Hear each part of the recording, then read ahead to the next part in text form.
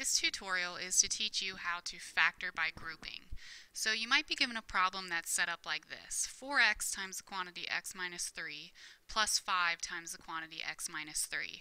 So we have two different monomials being multiplied by the exact same binomial, x minus 3.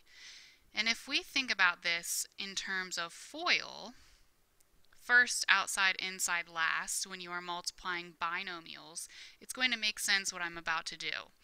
The 4x and the plus 5 I'm actually going to write together in their own binomial, multiplied by that x minus 3, which was what we had in common in each scenario. And the reason that I can do this is because, like I said, of FOIL. In FOIL, we do the first, so 4x times x, which is what happened up here.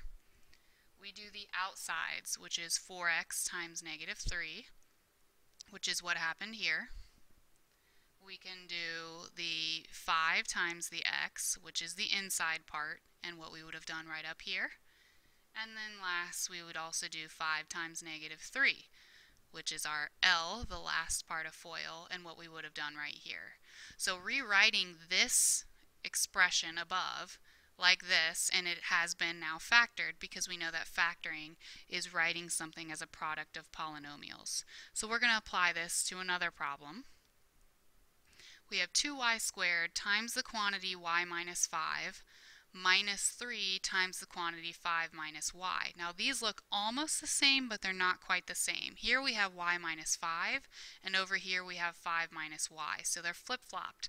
And whenever you see that they're flip-flopped, the best way to deal with this is to consider factoring out a negative 1. So if I rewrite this problem and I keep 2y squared times the quantity y minus 5 minus 3, and then I'm going to kind of deal with this one over here. If I factor a negative 1 out of the 5 minus y, I know that negative 1 times negative 5 gets you positive 5, and negative 1 times y, a positive y, gets you the negative y here. So this is being multiplied. So really what we did, we changed the negative 3 that we had originally to a positive 3. So if I rewrite this, it's going to be 2y squared times the quantity y minus 5. And instead of minus 3 now, we have a negative 3 times a negative 1. It's going to turn into plus 3. But now we do have inside the same thing that we have over here. A negative 5 plus y could be rewritten as y minus 5. And going back to what we did in the last page, we're going to take these two monomials that are both being multiplied by the quantity y minus 5. They create their own binomial, 2y squared plus 3 times the quantity y minus 5. So now we've taken this original expression up here in the red and we've factored it to the quantity 2y squared plus 3 times the quantity y minus 5.